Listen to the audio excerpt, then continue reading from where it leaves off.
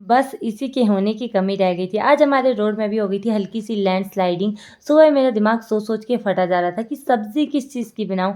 इतनी तो मुझे अपने करियर की टेंशन नहीं होती जितनी सब्ज़ी की होती है। मैं आ गई थी खेतों में बैंगन की सब्ज़ी निकालने के लिए, चारों तरफ धुंध छाई हुई थी, कुछ भी दिखाई नहीं दे रहा था। जैसे ही मीनाक्षी वगैरह का स्कूल जाने का टाइम हुआ वैसे ही बारिश शुरू हो गई।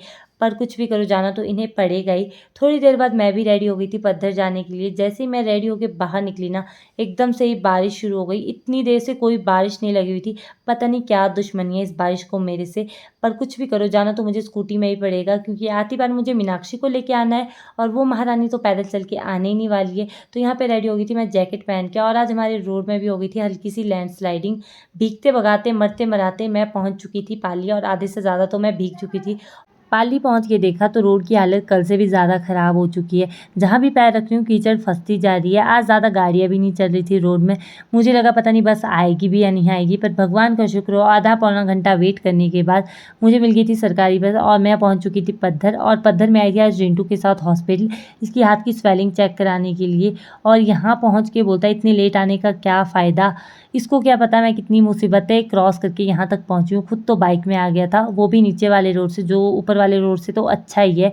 चेक वगैरह कराने के बाद हम आ गए थे कुछ खाने के लिए। कुछ भी हो जाए खाना नहीं छूटना चाहिए। जैसे ही खाना खा के हम बाहर निकले, बाहर का मौसम ही चेंज हो गया। हल्की-हल्की धूप लगना शुरू हो गई थी और हमारे घर जाने का टाइम भी हो गया था। तो यहाँ ले लीजिए मैंने घर के लिए बस और रास्तों में इतनी लैंडस्लाइड हुई है रोड में और कहीं-कहीं तो रोड में ही स्विमिंग पूल बन गए हैं। ज़रूरत नहीं है स्विमिंग पूल जाने की और मतलब लोगों के घरों को पानी जा रहा है। इतनी ख़राब हालत हो गई है सड़कों की और यहाँ पे देखो यहाँ पे तो गाड़ियों का आना-जाना ही मुश्किल हो गया है।